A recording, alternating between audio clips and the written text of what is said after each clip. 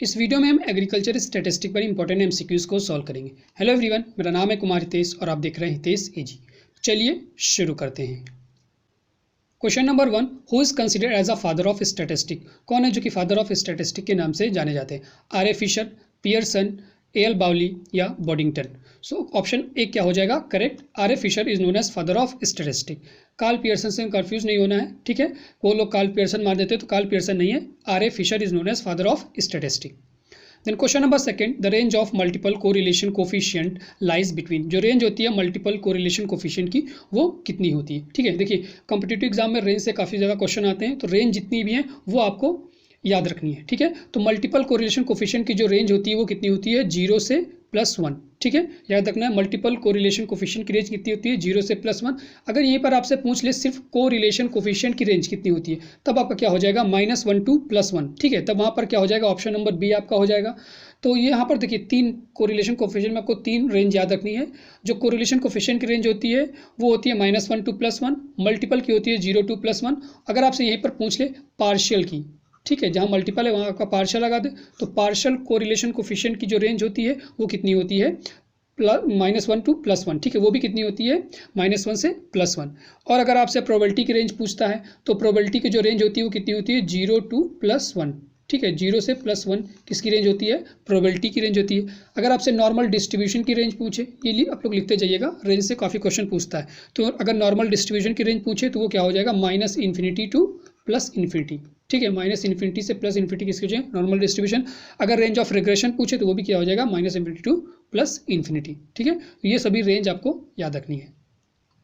Then question number 3, Indian Agriculture Statistical Research Institute is established at, ठीक है। कहाँ पर लोकेटेड है?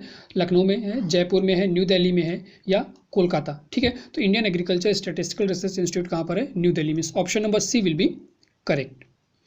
Then question number 4, the repetition of treatment under the investigation is known as, ठीक है।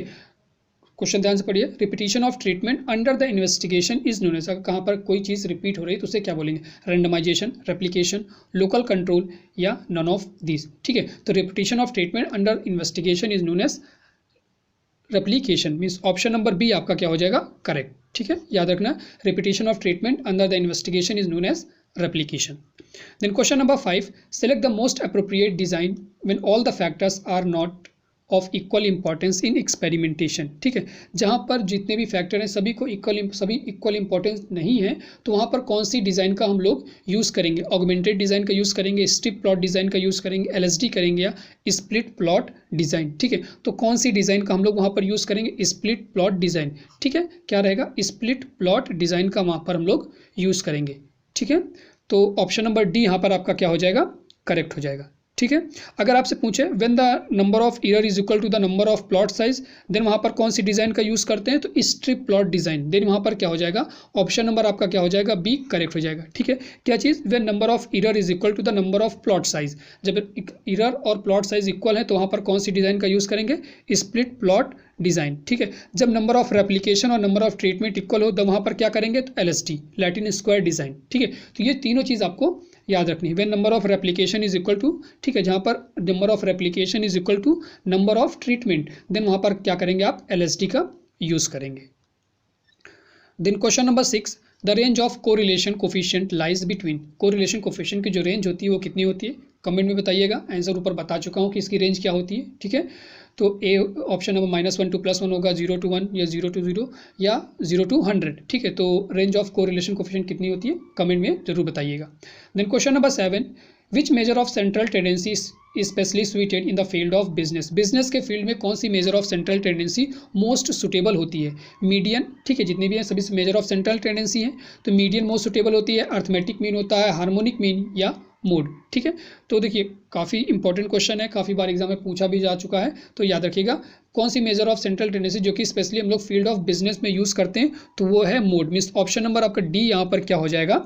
Correct, ठीक है। अगर आपसे पूछ ले कि यूज़ कौन सी tendency measure of central tendency जो कि use for qualitative data, qualitative का मतलब हो गया जैसे इंटेलिजेंस हो गया, हॉनेस्टी, ठीक है, उसके लिए ऑनेस्टी के लिए या इंटेलिजेंस के लिए कौन सा यूज़ किया जाएगा? देन वहाँ पर क्या हो जाएगा? मीडियन, ठीक है। मोस्टली हमारी ये किसके लिए होता है? क्वालिटेटिव डाटा, ठीक है। क्वालिटेटिव डाटा के लिए हम लोग क्या यूज़ करते हैं? मीडियन, ठीक है।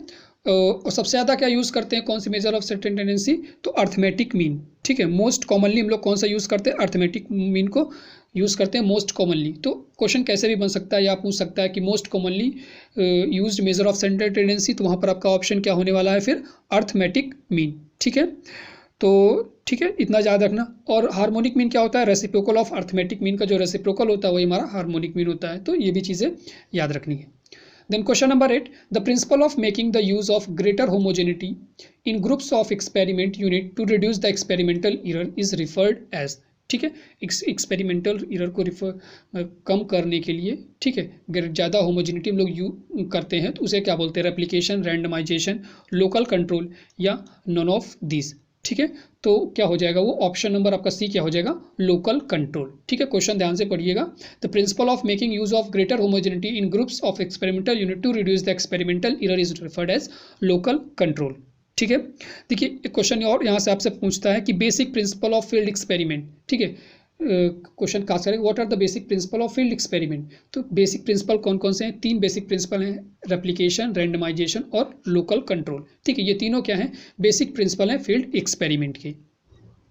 Then question number 9, unitless measure of dispersion is, कौन सा डिस्पर्शन है जो कि यूनिटलेस है, उसकी कोई यूनिट नहीं है, standard deviation, mean deviation, range या CV, कोफिशिएंट ऑफ वेरिएशन, ठीक है। तो unitless measure of dispersion is known as CV, coefficient of variation is known as unitless measure of dispersion, ठीक है। तो ऑप्शन नंबर डी यहाँ पर क्या हो जाएगा, करेक्ट, ठीक है। किसके द्वारा दिया गया था, तो कार्ल पियर्सन, ठीक है, कार्ल पियर्सन, याद रखना का, it is given by Karl Pearson.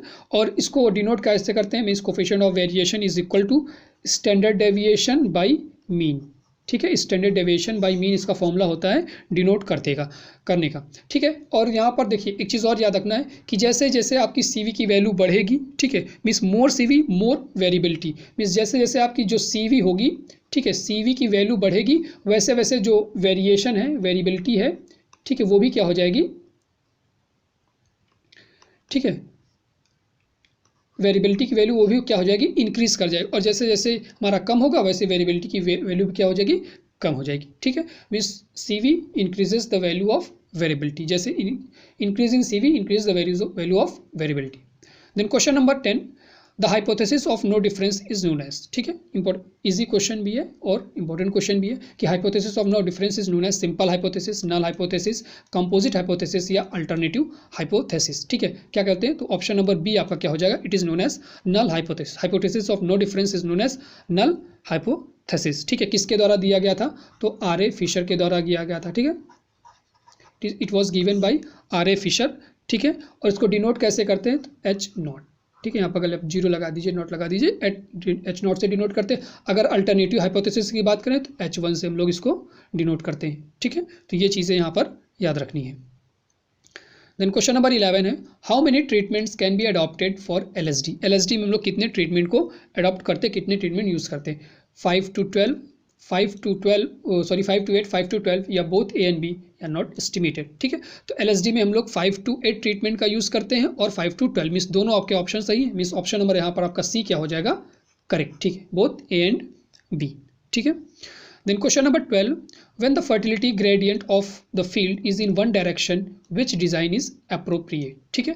जब जो फर्टिलिटी ग्रेडियंट है वो फील्ड की वो एक डायरेक्शन में हो, ये टर्म याद रखिए, when the fertility gradient of the field is in one direction, then कौन सी डिज़ाइन का वहाँ पर यूज़ करेंगे, CRD का यूज़ करेंगे, LSD का यूज़ करेंगे, RBD का या SPD का, ठीक है। तो इंपॉर्टेंट क्वेश्चन है, कौन सी डिज़ाइन कहाँ पर यहाँ यूज़ करेंगे, RBD means option number randomise block design, option number C will be correct, ठीक है। कितने ट्रीटमेंट तक यूज़ करते हैं, अप टू 20 ट्रीटमेंट, ठीक है। जब 20 ट्रीटमेंट तक हम लोग क्या करते हैं, RBD का यूज़ करते हैं, ठीक है।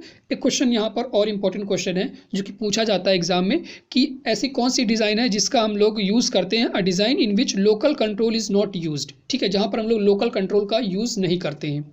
क्यों नहीं यूज़ करते, क्योंकि हम लोग एज्यूम करते हैं कि जो एक्सपेरिमेंटल एरर है वो हमारा होमोजीनियस है, इसलिए हम लोग वहाँ पर जो लोकल कंट्रोल है, प्रिंसिपल है जो, वो हम लोग यूज़ नहीं करते हैं। तो कौन सी डिज़ाइन में यूज़ नहीं करते हैं, तो CRD, बहुत ज़्यादा इंपॉर्टेंट क्वेश्चन है। CRD में हम लोग लोकल कंट्रोल का यूज़ नहीं करते, कंप्लीटली रेंडमाइज डिज़ाइन, ठीक है। तो यहाँ पर हम लोग लोकल कंट्रोल का यूज़ नहीं करते हैं, ठीक है। तो ये चीज़ आपको याद रखनी है। Then question number 13, the accuracy और measurement signifies the closeness which an estimate approaches true value, average value, both A and B, या नॉन ऑफ दीज। ठीक है, तो इसका ऑप्शन नंबर ए क्या हो जाएगा, ट्रू वैल्यू। ठीक है, then question number 14, the statistical procedure for estimating whether the difference under the study is significant और non significant is known as. ठीक है, ऐसा स्टैटिस्टिकल प्रोसीजर जहाँ पर एस्टिमेट करते हैं कि जो डिफरेंस होगा वो सिग्निफिकेंट होगा या नॉन सिग्निफिकेंट होगा, तो उसे क्या बोलेंगे, test of significance, standard error, या लेवल ऑफ सिग्निफिकेंस, या सैम्पलिंग। ठीक है, तो इसका करेक्ट ऑप्शन क्या होगा, option number A, test of significance. ठीक है, ऑप्शन नंबर ए क्या हो जाएगा, test of significance. Then question number 15, a normal distribution is due to the work of, जो नॉर्मल डिस्ट्रीब्यूशन है किसका वर्क है या किसने उसको डिस्कवर किया। ठीक है, तो फ्रेंड्स इस वीडियो को जो पीडीएफ है वो आपको टेलीग्राम पे मिल जाएगा, और अगर आपने पहला पीडीएफ वो जो वीडियो है वो नहीं देखा है तो उसका भी लिंक डिस्क्रिप्शन में मिल जाएगा, वहाँ से जाकर आप लोग वो वीडियो देख लीजिएगा। ठीक है, यहाँ पर हमने 15 क्वेश्चन सॉल्व किए इस वीडियो में। आगे हम इसी की सीरीज लेकर आएंगे जहाँ पर जो भी आपका एग्रीकल्चर स्टैटिस्टिक वो इस पर हम पूरा कंप्लीट करा देंगे, ताकि जो भी क्वेश्चन आने हैं वो वीडियो से आपको मिल सके। ठीक है, तो नॉर्मल डिस्ट्रीब्यूशन किसका वर्क है, James Bernoulli, S D. Poisson, Laplace and Gauss, या डी मोवियर। ठीक है, तो normal distribution is due to the work of de Moivre, means option number आपका डी क्या हो जाएगा यहाँ पर करेक्ट। इसको हम लोग एक और नाम से जानते हैं नॉर्मल डिस्ट्रीब्यूशन को, तो गॉसियन सरफेस, गॉसियन डिस्ट्रीब्यूशन। ठीक है, गॉसियन डिस्ट्रीब्यूशन। ठीक है, याद रखना है, it is also known by Gaussian distribution. ठीक है, इसका जो कर्व होता है वो कैसा होता है, ठीक है, इसका जो कर्व होता है वो कैसा होता है, बेल शेप्ड। ठीक है, काफ़ी बार एग्जाम में क्वेश्चन पूछता है the curve of normal distribution is of bell shaped. ठीक है, तो ये था 15 क्वेश्चन। फ्रेंड्स इस वीडियो में इतना ही, अगली वीडियो में फिर मिलेंगे एक नए टॉपिक के साथ।